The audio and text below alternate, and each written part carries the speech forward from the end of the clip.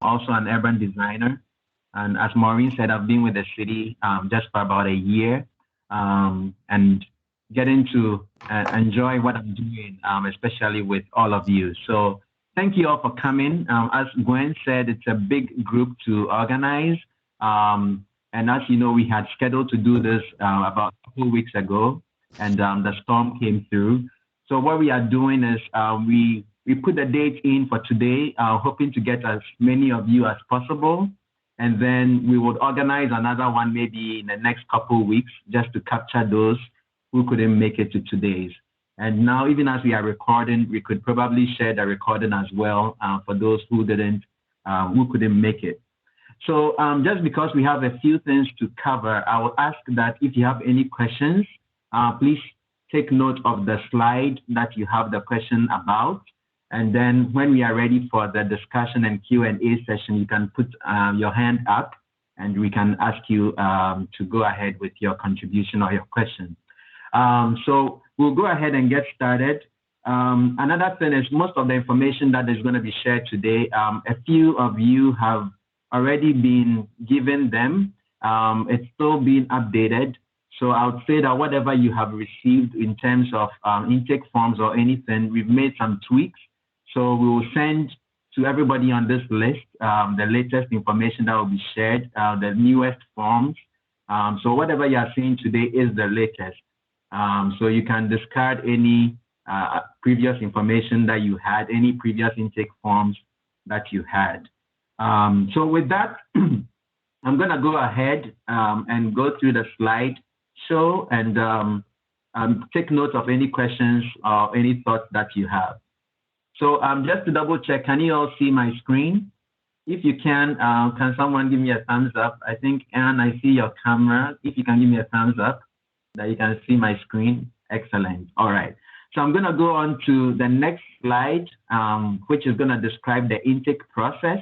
So what we are doing is this intake form, like Maureen talked about, is just being provided, and it's a very short form. I mean, it's just 2 pages.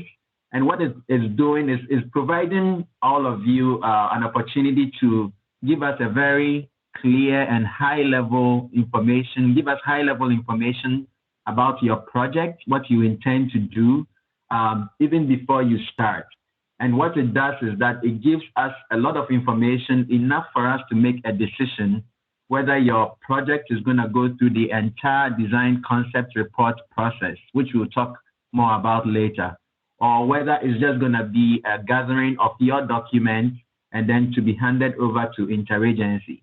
So what we are doing as the IPP group, which is the planning group in TDO, is we are working almost as the gatekeepers in quotes, just so that we have a very good funneling system for the projects, because several projects have been initiated in different places. And for that reason, whenever any project comes up, we kind of don't know who is working on it currently, who has been in charge of it, who has been the PM.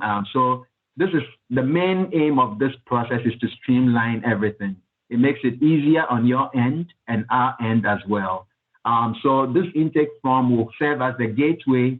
Once you have an intention to undertake a project, you talk to us in the planning group. In this case, it would be me.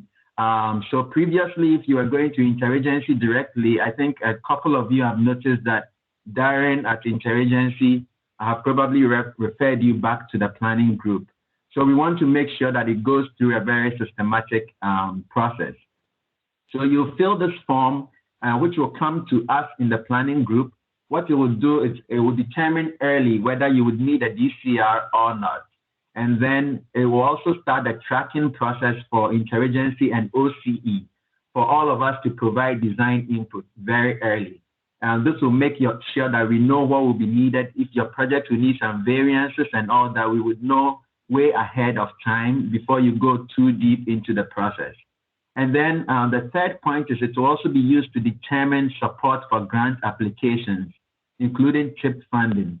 So once we know down the road, this project may be a potential for that, for any funding or grant application, we know that we've worked with you in the beginning. We know exactly what you are doing and then the scope and what it's going to cover. So the intake form is killing several birds with one stone. And I think that is the advantage of it, streamlining the process, but also very good for record keeping on everybody's part.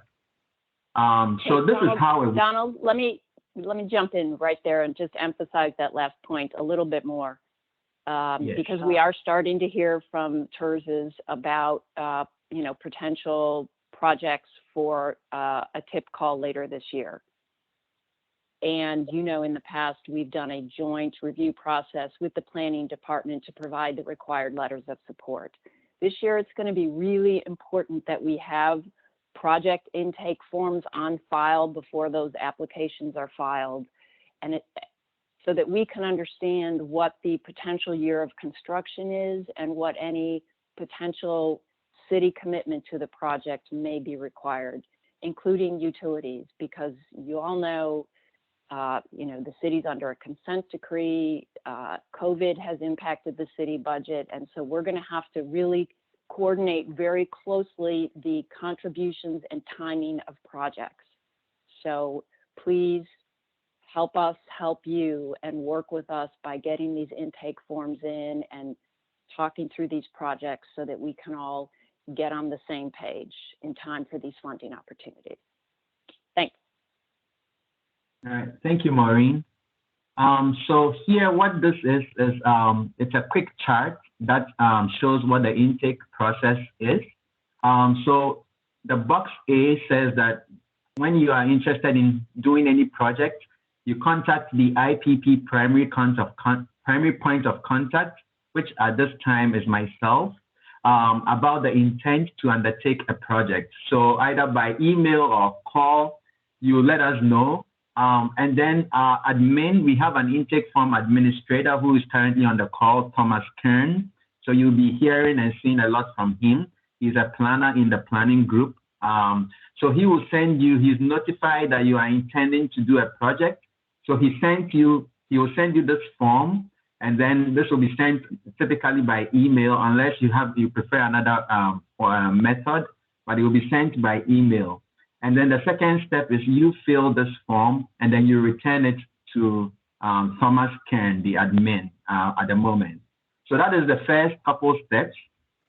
Now, the next step is we have a project intake review.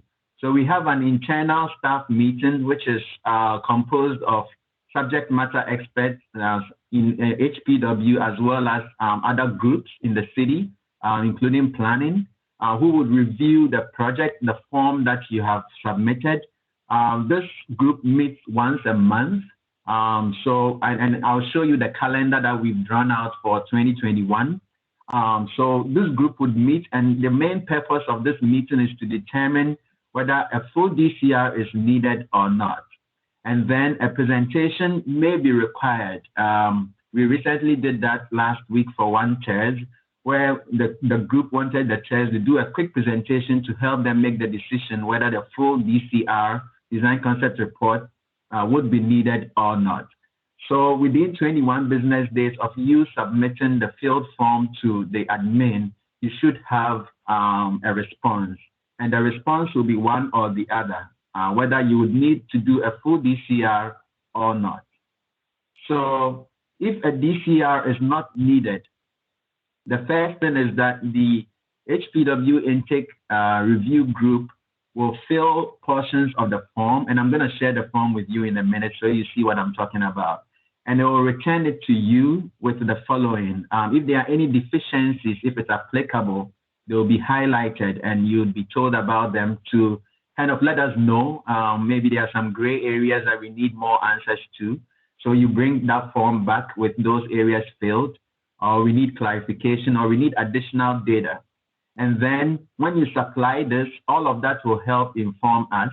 So even if a full DCR is not needed, the planning group and the intake review committee will provide design input on whatever you intend to do. And projects that do not need a DCR are usually, I'll tell you more about it, they are usually projects that do not involve reconstruction, but we'll still provide some design input because that is what the kind of collaboration we are looking for. And then when we provide a design input, we'll ask that we give final approval, and then this is handed off to Interagency. And just to put in the word that all this process that we are doing, Interagency, we are doing it together with Interagency as well. So this is not completely separate from their process. This is the first step to their processes. I believe there are reps from Interagency on the call at the moment. Our CIP group is also involved. So we are all on one page on how we want to go forward with these processes. So once we provide you the design input, we would ask that you add a cover letter, and then we'll also add a cover letter, and then this will be sent off together with all the documentation. It will be sent off to Interagency. Then you start working with Interagency on the project.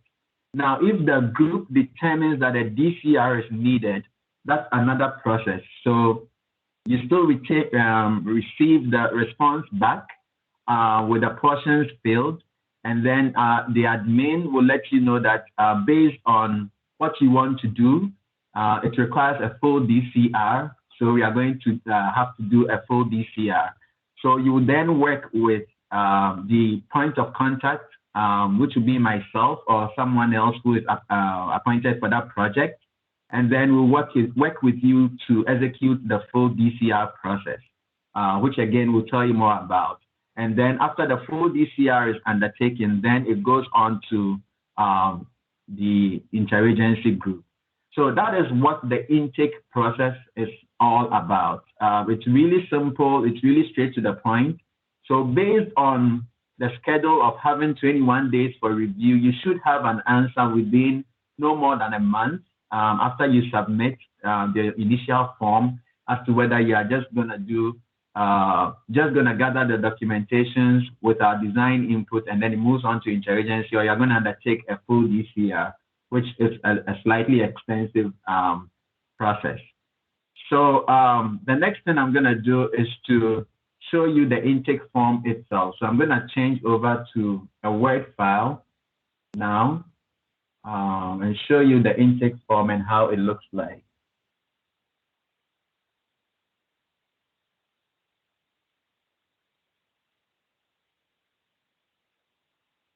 So this is how the intake form looks like. It's a Word. Excuse me? Did somebody say something? Okay. Yes, so it's a Word file that everyone can fill, Microsoft Word. This is the first page of it. It's just you fill it in with your project name. If you have any project identification number, like a WBS number has been provided already for the project that you know, or any other number, maybe your TIRZ has a number to identify the project, you can include that. And then the month, date of submission. So that's the cover page.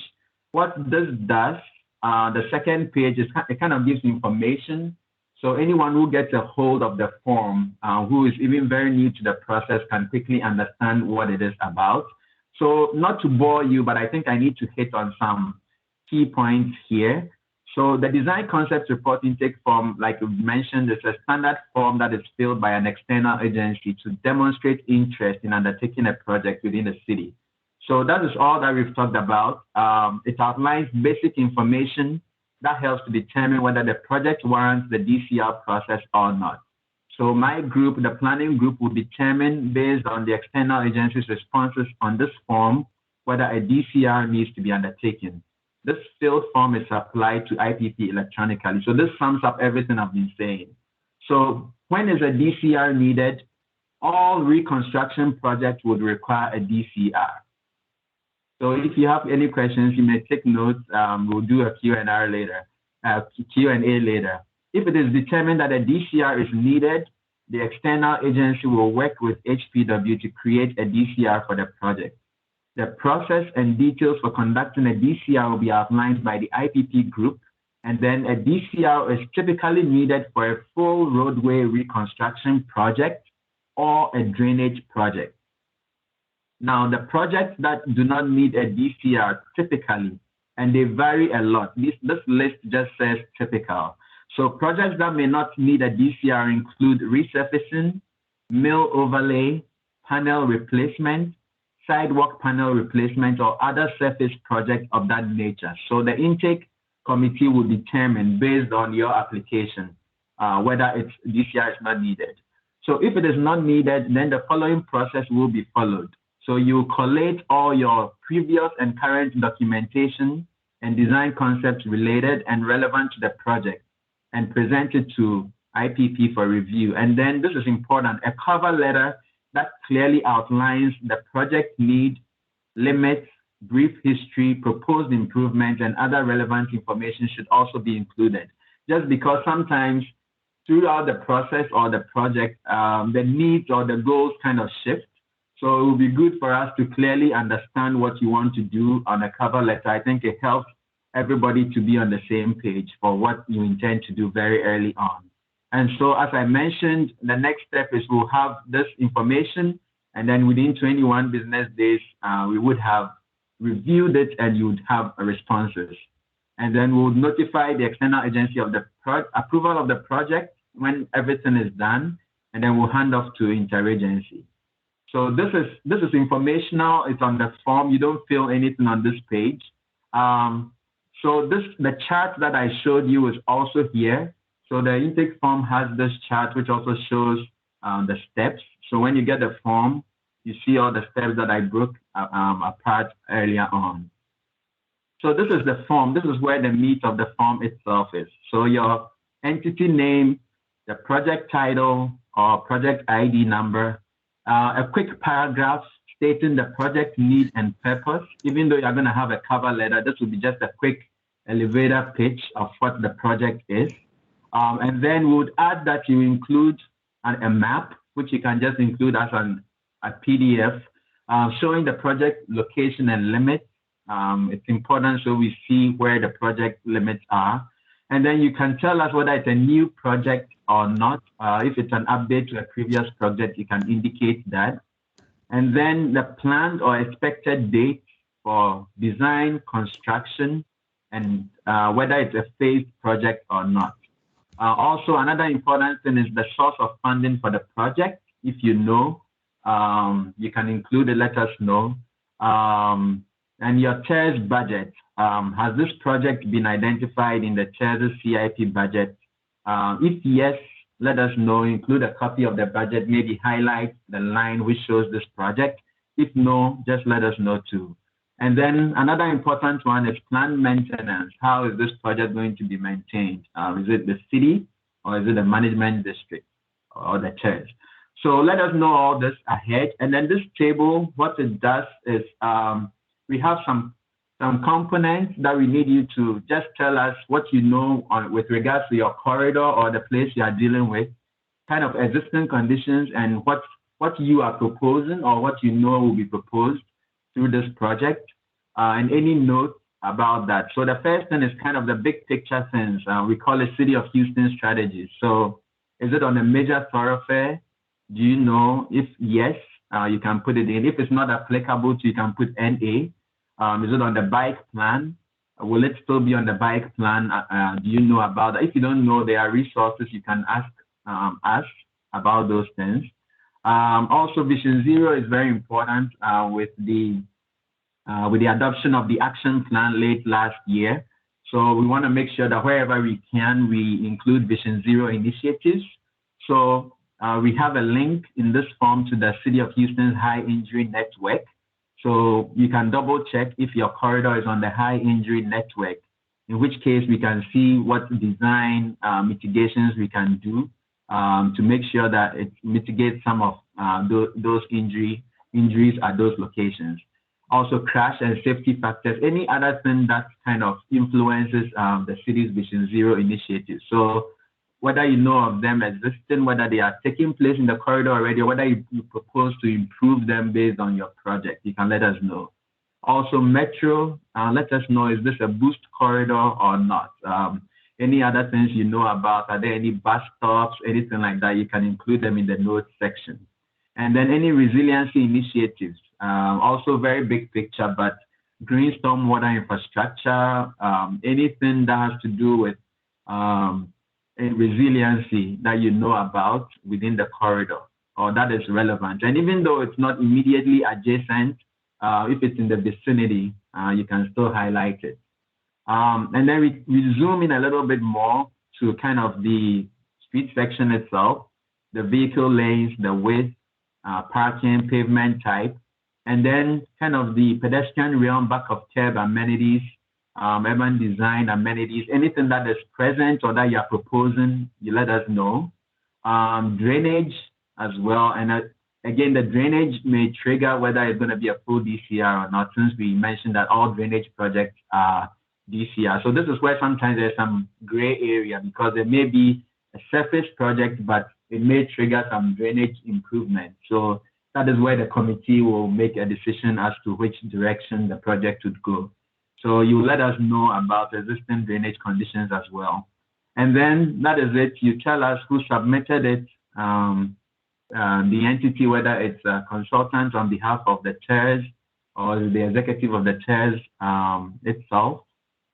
And then these are some resources, like I told you, and we'll be populating this list as time goes on if we think there are other links that are relevant. So information on the major thoroughfare plan. This Houston map viewer will give you several GIS layers. Vision 0, you can get a link to the high injury network from here. And then our GIMS resources are also there. And then this is Thomas Kern, who you'll be working with a lot. He is the intake form admin. So he will be emailing you the forms before you fill them. And then after they are filled, he'll be emailing you information as to when decisions have been made. So Thomas will be your go-to guy during the intake process a lot. And then there's also a table here. This is for our use, where when the intake committee meets, they make some notes, and then they will see whether your project will trigger the involvement of some of these other departments. So it will be based on the project. And then it helps so that we know ahead of time whether OCE is going to be involved, whether variances are going to be needed, whether the arborist is going to come in, so things like that. So this table can be populated depending on your project. And then also we are working with Interagency early, as well as the CIP group. So we may assign a WBS number. Actually, we are working towards doing that as soon as your intake form comes in. So depending on the number that is assigned, we'll say yes or no, and then we'll put that in here. So that is it. The review date will be populated, and any additional comments will be sent to you through this form. So that's it. That's the form. It's mostly a 2-page form for the most part, broken up this way. So I'm going to go back to the PowerPoint. We can come back to this in the Q&A, but I'm going to go back to the PowerPoint and just wrap up by sharing the calendar with you. Let's see, PowerPoint. So that's the intake form that we just talked about. So the next thing is the so we just did the walkthrough. So this is the 2021 review calendar, which we put together. Everything highlighted in yellow are the dates that we've established for the review committee to meet. And then just so we get things in hand before the meetings, we have a cutoff of the Friday preceding the meeting. So you would see that, for instance, the next meeting is on the 11th. So by this Friday, if you have an intake form, you should let Thomas Kern have it completed as much as you can. And then the committee, we can add it to the agenda and discuss it on the 11th. So we've prepared this through the end of 2021. And based on how this goes, we will do another one for next year. So this is very early. You all know this is a new process, and that is why we are doing this. As much as possible, we want your help to help form this. If you see anything that we are missing, anything that is too much of a burden, anything like that, we want you all to just let us know. So what we can do now is I have some more information which describes the DCR process itself, but I'll just let you take a breather and we can go through at least the intake form. If you have any questions that you were holding on, we can discuss at this time. We have myself, Maureen, other people in the group who can answer the questions. But then afterwards, if we still have time and you are interested, we can just tell you a little bit more about the DCR if you don't know or you have not been exposed to it so far. So with that, I'll open it up. You can put your hand up and we'll just click on it when we see your hand up if you have any questions, and then we can go from there. So Maureen, thanks, I don't Donald. While we wait for others, I've been answering a couple questions in the chat box, so I'll kind of read those out for everybody. One question came in that the cover letter is submitted after there's been a decision that a project does not require a DCR. And yes, that is correct. We'll review the intake form and then notify the TIRZ, yes, a DCR is required, and then we'll initiate the DCR process with you, or no, a DCR is not required, and at that point you can submit the cover letter along with the technical documentation you have, and that will just serve as the basis for the file on that project for going forward. The other question that came up was about information about the TIP, and all of that is available through HGAC if and when they do initiate a call for projects this year. And then there was a question about the schedule, but you did just provide that, and we can also send that out to everyone electronically. So that's all we've had so far. Yeah, I'm seeing a question. I think just as you were speaking, someone has if this presentation will be made available to those on the meeting. Yes, we'll send you the presentation as a PDF, so everyone has it, and all the materials that I've shared, the calendar, the intake forms. I don't know whether we should go ahead and send to everybody or whether when you are ready, you can ask for it. We can decide what you want, but at least we can let you all have it so you see everything and you can ask questions about that. So there was a hand up, I believe. Looney, you can go ahead. Yeah. Hi, Donald. I have actually a couple of questions for you and Maureen. In terms of identifying a new project and establishing the scope, it would seem like the DCR process should be built into the scope for consultants' deliverables. Is that correct? Absolutely. I mean, let me put it to you this way. The projects that Public Works is doing now, the DCR is our scope of work. Okay. So good. It is essentially the deliverables that are required in order to create the design concept report. So this leads to then a question for Donald. If you can go back to your Word document. Okay. And I realize that that Word document is likely to be adjusted per application. Yes. Can you see it now? Yes, I can. Thank you. So you have scroll down one sheet. You have the line there that's component existing proposed vehicle lanes, number width, on-street parking, pavement type. If it's a bike facility corridor or has the possibility of being incorporated into a bike facility, whether or not it's on the city's bike plan or not, is that just an amendment to this form that would be something that we would apply for? Even though it may not necessarily yet be fully scoped out by the consultants? Yeah, I think it's a good point. And that's something that we can include. That's a good point worth noting. We can include bike here. I think we don't specifically list the bike here apart from the very big picture. So yeah. Yes, we can list bike here as a row item. And then you can let us know what is existing and what is proposed. And if it's not applicable to that corridor, you can just say any. So yeah, that is good to know. Okay. And then my last question, just can you clarify, Maureen, are county, metro, and TxDOT projects subject to any way to a DCR process? That is Lonnie, you're thinking the way we are. I'll say that, you know, some agencies are better partners than others. Our goal is to have a DCR for any project that requires reconstruction of City of Houston right-of-way. Okay.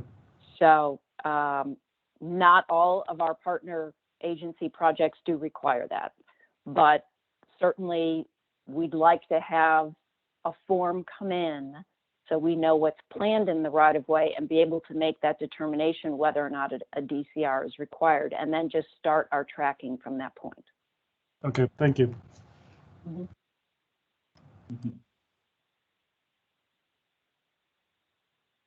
Any other questions? If not, what I'll do is I'll try to, and Maureen, I don't know what you think, but I can go through quickly what the DCR is for the benefit of those who, just a high level overview of the DCR itself. If we have time and we have everybody, I think we can use that.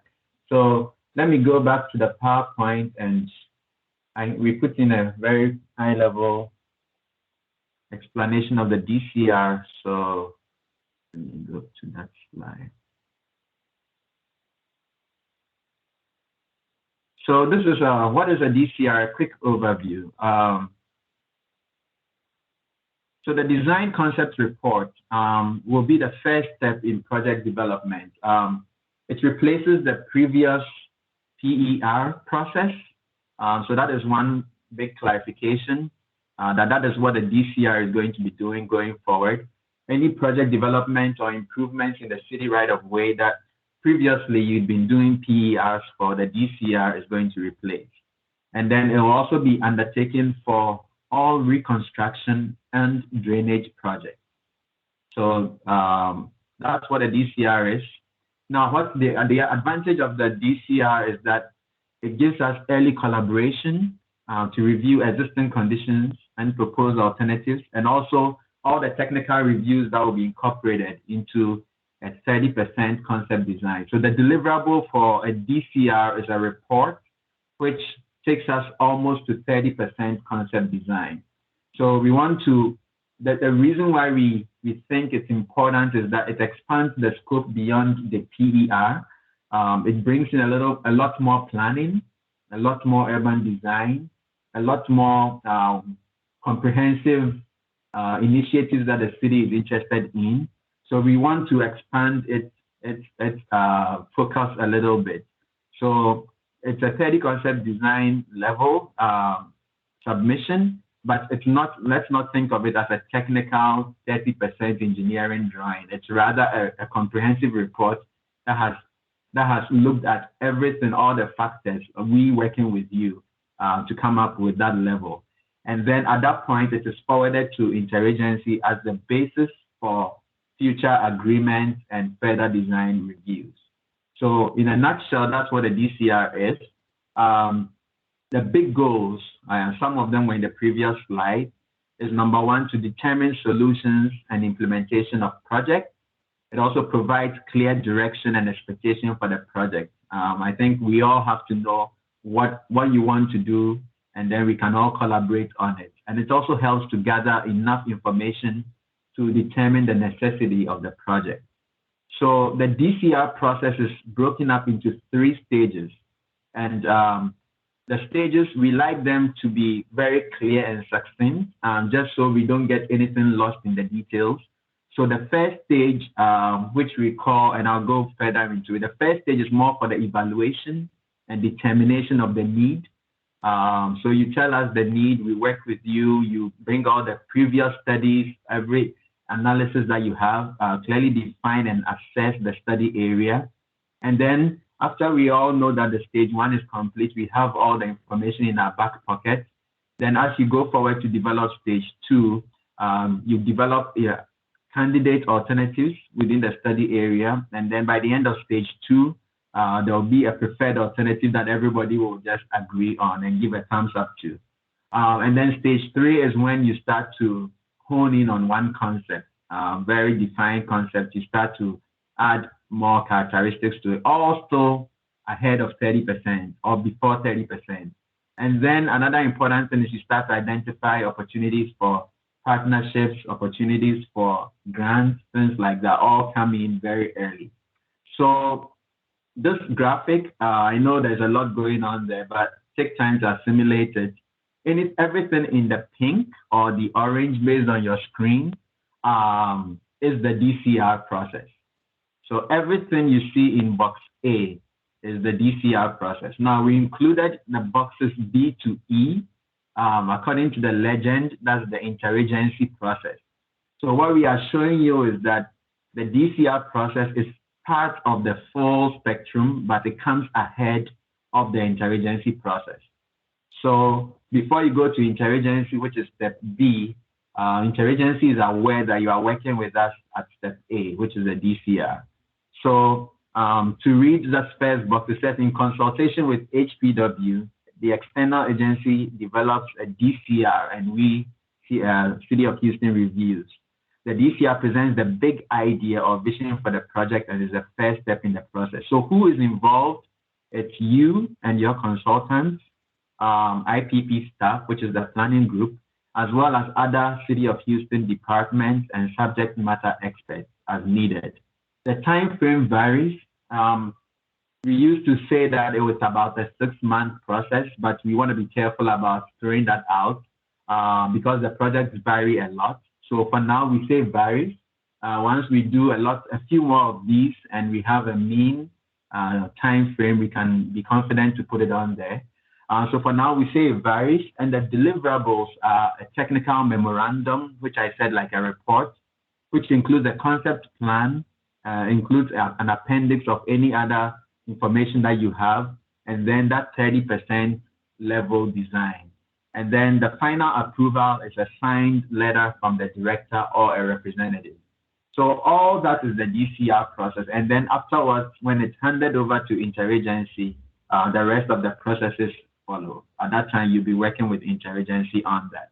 So to dive a little bit, I'm gonna go quickly so we can take questions. This is stage 1. So I said it was in 3 stages. So stage 1 is the existing conditions, and we'll send these to you so you can look at it more. There's a lot to take in. Stage 1 is existing conditions, where you have, and some of you may come in where you've already studied this corridor or this project for years. So you may have the existing conditions, a lot of it ahead already taken care of.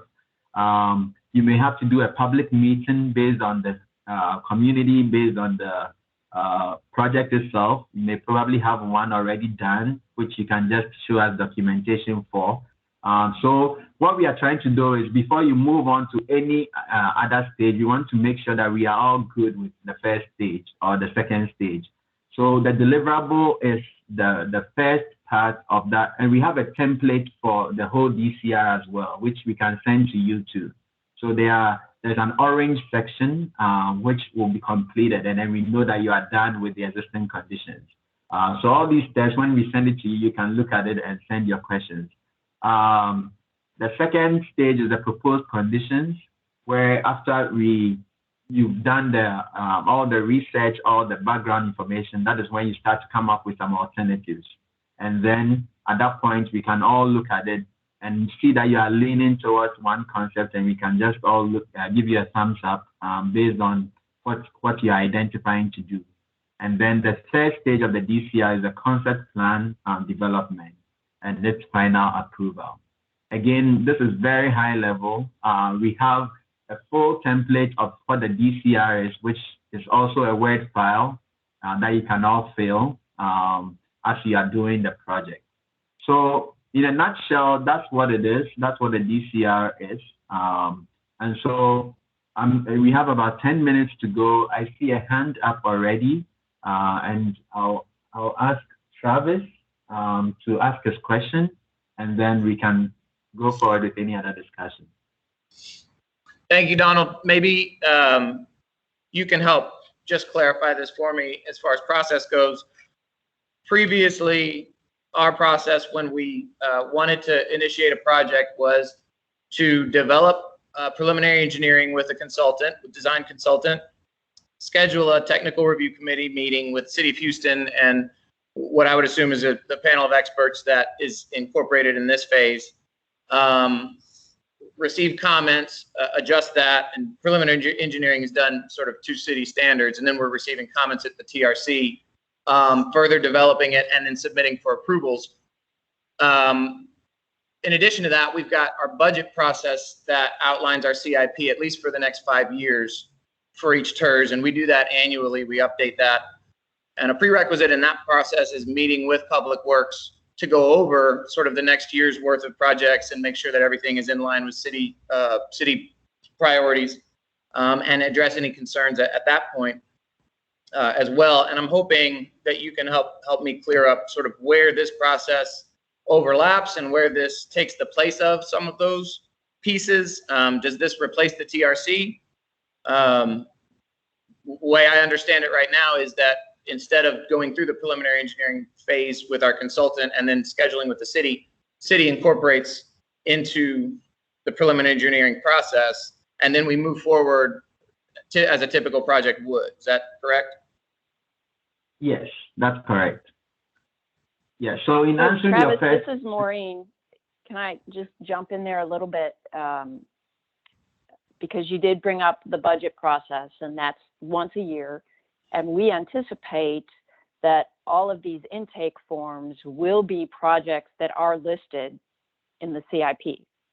The challenge we've had is, as you know, you've been to several of those meetings. That's a maybe 1.5 hour meeting once a year that doesn't allow really for detailed discussion of those individual line items, and in particular, the design elements of them. And that's really what we're trying to get at, is to work with TIRZs at a much earlier phase on design elements and try to resolve some kind of front end challenges so that when a 30% design shows up at Interagency, it doesn't have that, it's much more consistent with Public Works expectations.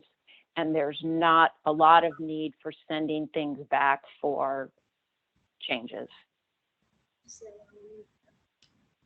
I understand, and I appreciate that, Maureen. I'm just making sure that I understand how this fits in, and if there's any way that we can make this process as efficient as possible. You know, at the CIP level, if we involve Public Works even earlier than when we're ready to start preliminary engineering, doesn't it make sense to identify at that point which of the projects that we intend to do, say, in the next 3 years would require a DCR, rather than submitting these independently for a 30-day review? Couldn't we say that these are all road reconstruction projects, they're all going to require a DCR, just go ahead and plan that into your process. These ones are not. This is just a mill and overlay, you know, maintenance work. You guys can move forward with, you know, the other process for these. We can talk to you about that. I guess my kind of short answer, without pondering it much, is that we'd like a chance to review those forms before we sit down in the budget meeting and make those determinations, because it's not always that cut and dry. Okay. So this is really an attempt to get more information about the projects so that we can really give meaningful feedback. And those annual budget meetings have not proven to be that offer substantial, meaningful feedback. And so are we going to still do the annual meetings and the TRC, or is this? Yes, I think the annual meetings will probably become even more productive as we get more information available. So if you're preparing your budgets and then want to provide these intake forms beforehand for us to review, we can have some more substantive conversations. I think, you know, maybe as we go along, maybe we work with the Economic Development Office and determine a different approach in terms of budget meetings, or these project discussion meetings is necessary. But at least at this point, we know we need more substantive information in order to provide feedback to the TIRZs. And so that's what we're trying to accomplish. This doesn't necessarily require a meeting. We're not trying to add meetings and elongate the process. We're just trying to get more information and provide more feedback. Sure, and previously that was all done through the TRC process. So that, are we doing away with that? The TRC process is going to be incorporated in this. So we're going to, when we get, a certain deliverable like existing conditions or proposed conditions, we will have TRC. So we'll have everybody in to review that and provide that feedback. So the monthly scheduled meetings of the subject panel experts and our submission, by the deadlines for those are not the TRC. That's a separate review. Correct. Thank you. Yes, Travis, and just to add to what Maureen said, the idea of your project that maybe you would have listed to the Office of Economic Development once in a year. It may have changed somehow along the within the year, or something may have come up, and that's why I think adding this layer of getting us more information becomes important. So, and again, as Maureen said, it's not to make the process any difficult. It's rather going to make it easy for everybody, just so we are all on the same page very early. So I see two hands up. Lonnie, you had your hand up, and then Ralph afterwards goes. Lonnie, you're on mute. Yes. I'm sorry, I'll defer to Ralph. I've already asked a question. Ralph, go ahead for a moment. Okay, I just unmuted myself. I just want to get a sense of timing. I think this is a really good idea. I think the form is 2 pages, so it's not rocket science. I guess it kind of pings off something that Travis had asked. We would need these forms even for projects that were 4 and 5 years out. And I want to get a sense of timing. For example, it's March. Typically the templates come out in March. They're due back in May. So you showed a calendar earlier. It could be that we're already too late.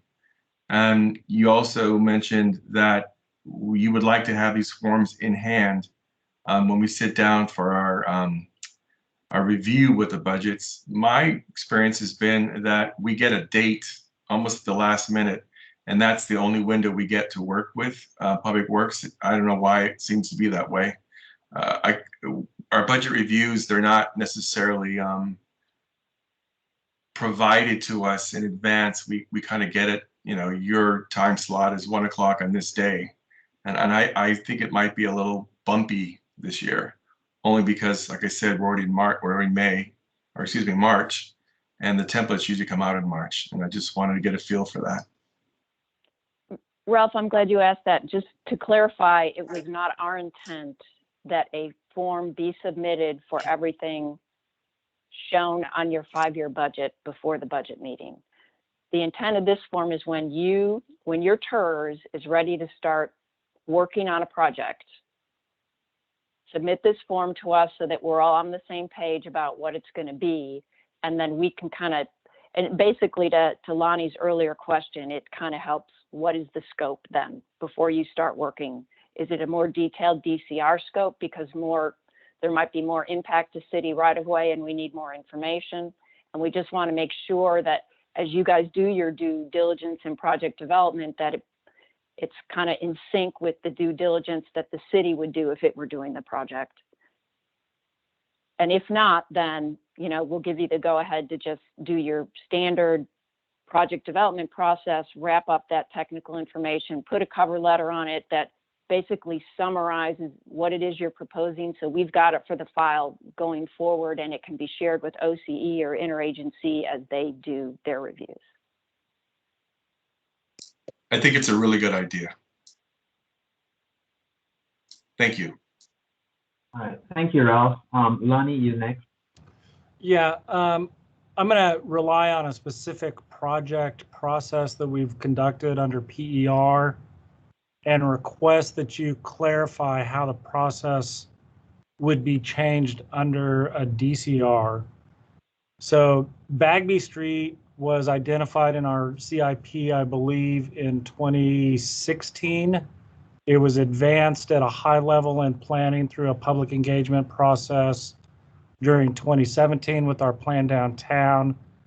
And then consultants were brought in at that point for phase 1, which was specific to a PER, to identify the existing conditions, utility issues, drainage issues, and identify alternatives for the corridor, which included bike facilities. We spent over a year, including a slight delay due to Hurricane Harvey, on just the PER phase. We got the approval from the TCR and then moved into full engineering for the corridor through interagency. How would that be different? And it ties back to my earlier question. We didn't know the alternatives. We didn't know the full scope length of the corridor relative to budget. We did not conduct any public engagement for the project until consultants were already on board. So my question earlier is Public Works looking to us, to the TIRZs, to conduct this DCR process prior to full understanding of scope of the project, which to me is the biggest challenge in understanding the process. So Lonnie, I think what you've described for the process that you undertook on that project was a very robust PER. And so, you know, not all TIRZ projects get that level of planning. Correct. And not all of them include city staff to the extent that were for that project. And so what you did is consistent with what we're laying out for design concept reports. And the reality is the city is moving to design concept reports because we need the additional information in order to better scope the project, get a more reliable cost estimate and schedule in terms of, you know, conflicts and other things so that we can put it into the CIP. And so we're asking to be part of that process with the TIRZs as you put those together. And some big projects have had very robust participation from the city and others have not.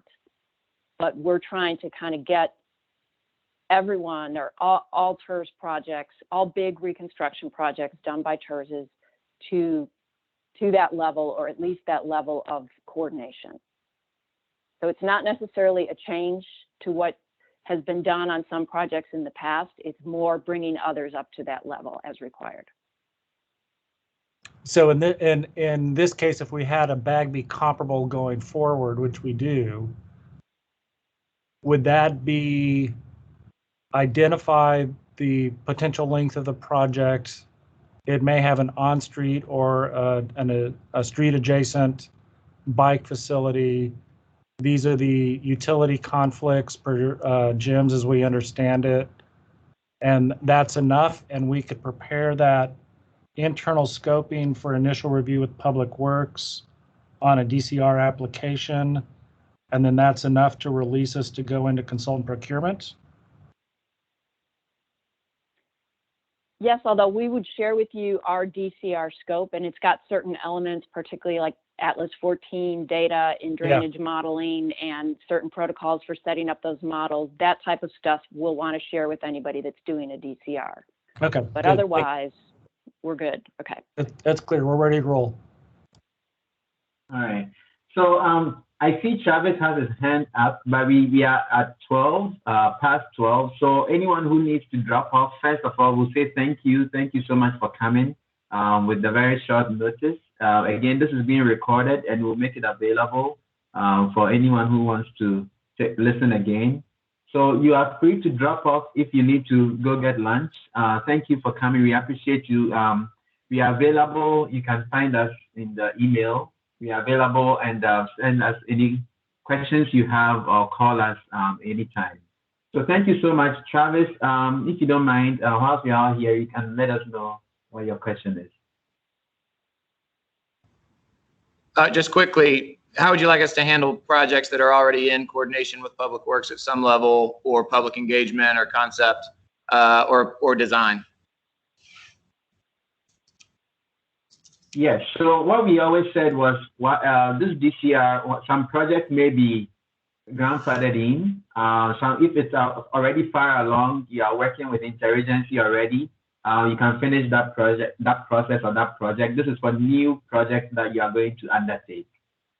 So anything that you've gone far along, we'll see how we can work with you. If you've done a DCR already and you need a review, we can do that with you. But if it's already gone to Interagency and you are there at that level, that's fine. But this is mostly for new projects that you are thinking of doing. Thank you. All right. All right. Well, thank you, everybody. Thanks for coming, and we'll be in touch. Let us know if you have any questions, and I'll send this over. Donald, yes. Sorry. Can you address the question Alan had in the chat? Oh, I haven't looked at the chat. What was it?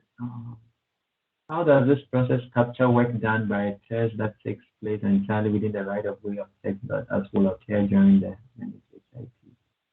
I think Maureen had mentioned earlier on that this is for projects within the city's right of way. So I don't think it applies. Maureen, you can correct me if I'm wrong, but since the one you're talking about is in a text dot right of way, I mean, we would like to be involved just for coordination, but I don't think we'll be doing a DCR for a text dot right of way, right, Maureen? Correct. The DCRs are really intended for projects within city right of way, but text dot projects is often in right of way acquired by text dot that formerly was the city's, or it directly impacts city right of way. So, especially since it's TIRZ funding, we would really like to have a dialogue with the sponsor about design elements. And it's really about trying to make sure that it works with the urban design concepts we're trying to move forward with and is compatible with City of Houston right of way. So I would say if it's a project that's in the TIRZ CIP, it's going to be in the city CIP. We would like to see an intake form for it. We're not necessarily going to require, we can't require a DCR, but we'd really like to consult and coordinate and particularly have some input on design elements.